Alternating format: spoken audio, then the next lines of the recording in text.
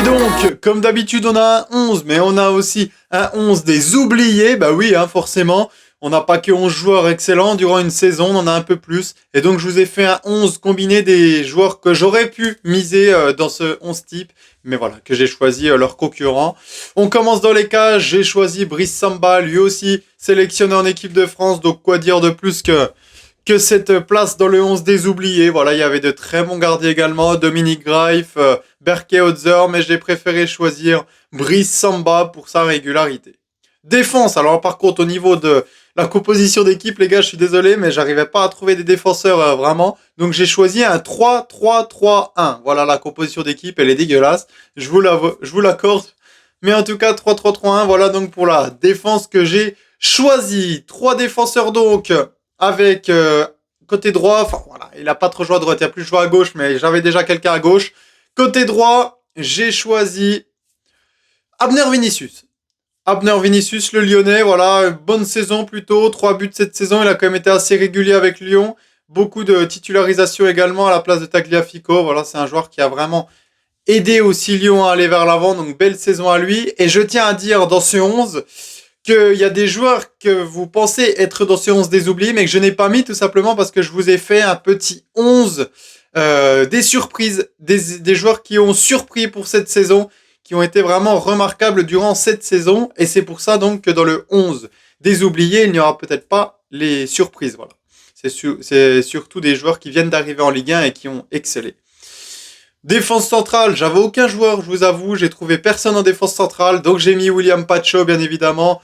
Faut quand même le remarquer, c'est quand même un très grand défenseur central, même si, attention, entre guillemets, j'ai quand même trouvé l'équatorien un petit peu plus en difficulté que la saison dernière. La saison dernière, il avait juste été étincelant, hein, meilleur défenseur de Ligue 1 sans parler.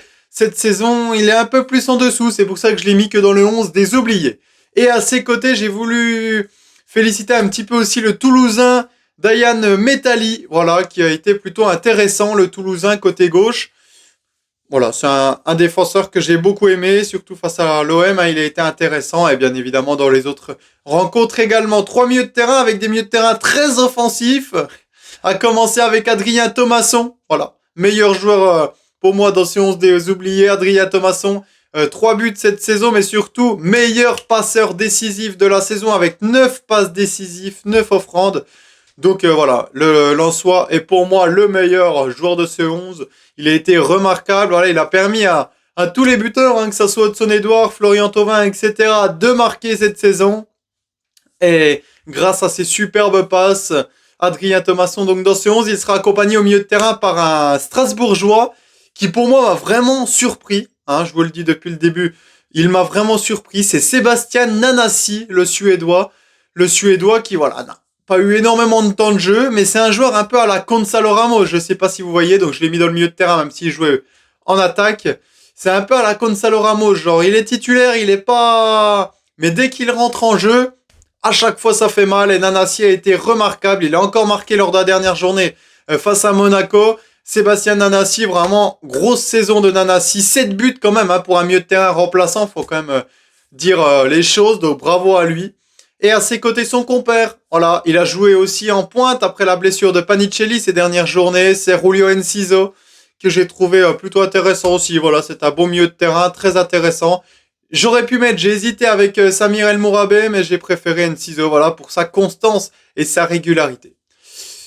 Ligne de 3 offensifs, et on finira avec le buteur. Ligne de 3 offensifs, donc à gauche j'ai choisi la surprise et soudanaise, si je me trompe pas, Moussa Altamari, voilà, que j'ai trouvé vraiment intéressant durant cette saison. Moussa Altamari, la puissance incarnée, la qualité de dribble également qui a été intéressante, hein. Les dribbles on en voit peu en Ligue 1, même si voilà, il y a des joueurs qui font parler le dribble, et Altamari en fait partie. Il a été très intéressant avec le Stade Rennais. Plusieurs buts, 6 buts quand même cette saison, c'est plutôt pas mal pour un joueur, voilà, impactant, et qui a permis au Stade Rennais également d'aller chercher cette 6e place, notamment pour une plutôt belle saison. On enchaîne à côté d'Altamari, j'ai choisi, il a mis que 3 buts pour un attaquant, c'est très peu certes, mais c'est un joueur qui a sauvé son club et qui a maintenu son club tout simplement. Lassine Sinayoko qui a sauvé Auxerre durant cette saison. Bravo à Lassine Sinayoko. Les dernières journées ont été remarquables. Lassine Sinayoko donc dans mon 11, franchement, rien à dire. Il a été le héros de la J Auxerre, notamment face à Lille lors de la dernière journée, mais également face à l'OGC Nice lors de l'avant-dernière journée, 33e. Et côté droit, voilà, j'ai choisi Ousmane Dembélé. J'aurais pu le mettre dans le 11, je vous l'ai dit. J'ai préféré mettre Kvaratskhelia. Là, j'ai choisi quand même Dembélé dans ce 11 parce que c'est quand même un joueur avec 10 buts, donc on peut pas lui enlever non plus. Même si pour moi, il a fait qu'une demi-saison. La première demi-saison, il était entre blessé et pas bon. Là, il a vraiment repris après la trêve. Voilà, il a vraiment repris du niveau parce qu'il le sait. S'il voulait aller à la Coupe du Monde, il fallait qu'il soit performant. Il a été performant, il va à la Coupe du Monde, bien évidemment. Et en pointe, on termine avec une surprise durant cette saison, lui qui vient de 2e division espagnole. Strasbourg qui est allé le chercher, franchement bravo à lui pour sa saison extraordinaire. Malheureusement, lors de la 30e journée, si je me trompe pas, rupture des ligaments croisés, lui ont stoppé sa saison. Voilà, il terminera donc 2e meilleur buteur à égalité avec Greenwood, 16 buts également. Joaquin Panicelli, saison excellente. Il avait été pré-convoqué par l'Argentine, notamment son pays natal, pour espérer aller jouer cette Coupe du Monde. Malheureusement, les ligaments croisés ont eu raison de lui. Il ne jouera pas donc cette Coupe du Monde, mais en tout cas, sacrée saison pour Joaquin Panicelli. On espère qu'il reviendra aussi fort la saison prochaine. Et on termine donc avec le coach. Et là, surprise, je vous ai dit, c'est un 11 des surprises. Donc j'ai choisi un coach milieu de tableau, mais qui a vraiment porté son équipe vers la puissance incarnée. Le FC Lorient et Olivier Pantaloni, voilà, qui quittera le club à la fin de la saison. Enfin, qui quitte le club là d'ailleurs.